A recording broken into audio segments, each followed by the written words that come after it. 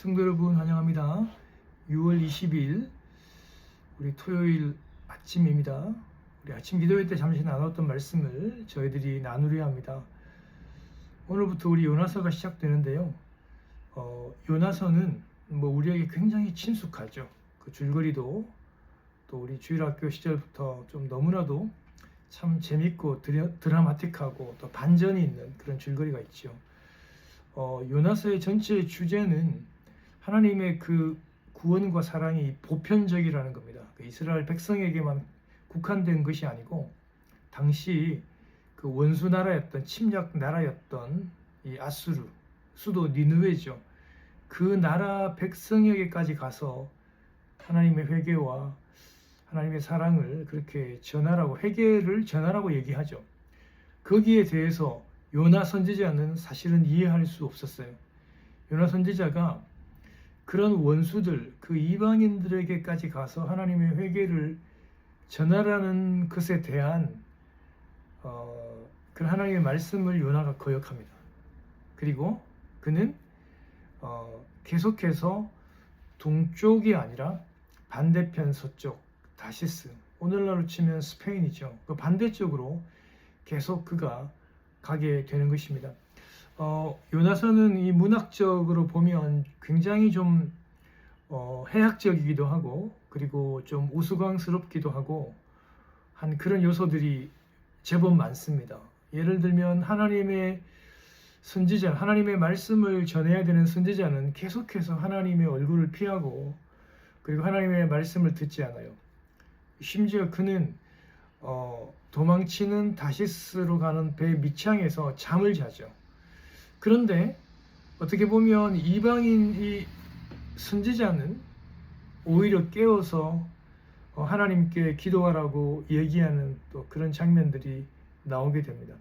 하나님의 선지자가 그 역할들을 하는 게 아니라 오히려 이 이방인들이 그런 역할들을 하고 또 선지자의 말씀이 선포되어질 때 어떻게 이 원수 아수르 이방인들이 이렇게 완전하고 완벽한 정말 짐승들까지 다 회개하는 그런 모습을 보여주고 있는 것이죠.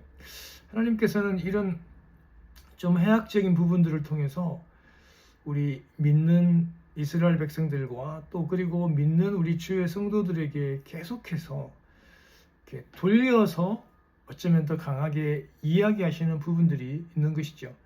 오늘 본문이 그렇습니다. 하나님께서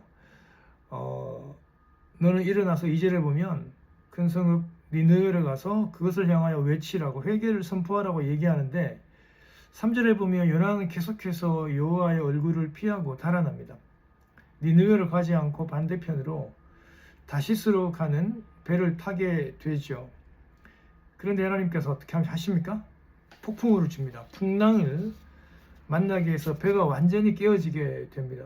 그럼에도 불구하고 요나는 배의 밑창에서 잠을 청하고 잠을 자는데 6절에 보면 선장이 요나에게 가서 얘기합니다. 자는 자요.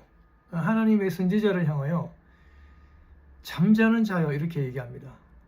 여러분이 굉장히 우리에게 가르쳐주는 영적인 의미가 크다고 할 수 있습니다.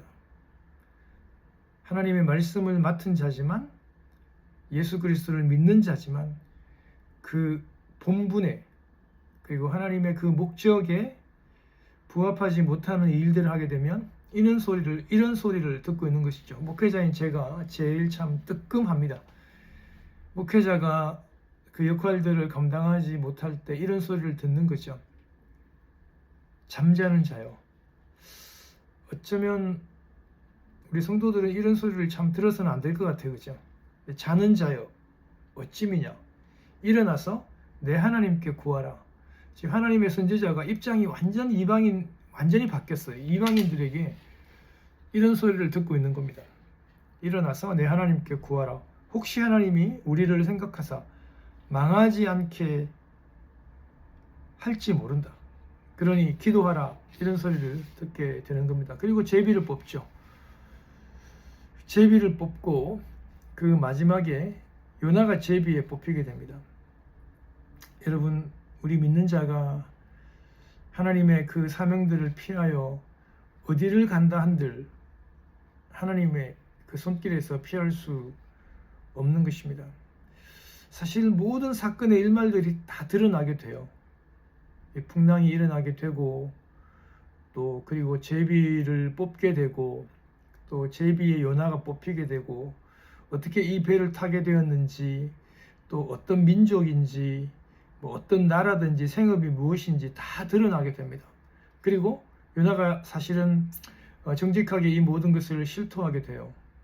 자기가 그 여호와의 얼굴을 피하고 그 사명을 감당치 못하게 되었다가 이 풍랑을 만나게 된 거 다 말하게 되고, 하나님께서 이 모든 것을 다 드러나게 하시게 됩니다. 여러분, 이렇게 자기의 잘못과 자기의 죄악들이 밖으로 드러나는 거, 가슴 아프고 창피하고 정말 너무 부끄러운 일일 수 있겠지만, 그렇지만은 하나님께서는 때로는 이런 방법을 통해서 드러나시게 합니다. 자기가 가장 감추고 싶었던 이런 치부들을 사실은 드러내게 하시거든요. 우리는 그때 다시 한 번 더 하나님의 그 음성을, 하나님의 그 뜻을 우리는 알아차리고 깨달아야 합니다. 하나님께서 어떻게 보면 이 또 요나를 사랑하시는 이유가 또 어쩌면 여기에 있다고도 볼 수 있는 거죠. 계속 내버려 두시지 않고 여러 가지 일들을 통해서, 풍랑을 통해서, 이방인들을 통해서 계속 간접적으로 두드리시다가 결국에는 하나님께서 이 모든 것을 많은 사람들이 알아들을 수 있도록 이렇게 드러나게 하신다는 거, 우리 오늘 이 본문을 통해서 알 수 있습니다. 우리 계속해서 요나서를 살펴보게 될 것인데요, 정말 기적적인 일들이 많습니다.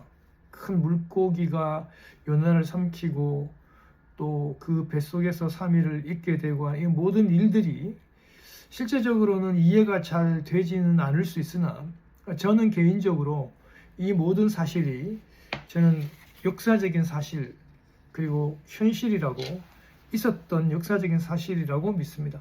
왜냐하면 예수님께서 마태복음 12장에 보면 39절과 40절에 보면 당신이 땅 속에서 3일 동안 죽으시고 부활하신 그 모든 십자가의 사건들을 실제로 요나가 3일 물고기 뱃속에서 있었던 일들을 주님께서 가르치고 계시거든요. 요나가 그렇게 한 것처럼 내가 십자가에서 그리고 그렇게 죽고 부활할 것이다, 내가 땅 속에서 그렇게 있을 것이다라는 것을, 그 요나의 비유를 가지고 오시거든요.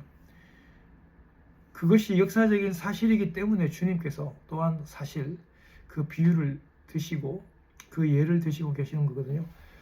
여러분, 요나를 통해서 다시 한 번 더 우리가 하나님의 그 보편적인 하나님의 구원과 사랑을 깨닫기를 원합니다. 그리고 이 말씀을 통해서 또 이 큐티를 통해서 저와 여러분들이 그 하나님의 사랑을 알고, 또 하나님께서 어떻게 드라마틱하게 어떻게 말씀하시는지를 깨닫는 귀한 시간 되기를 주님 이름으로 축원합니다.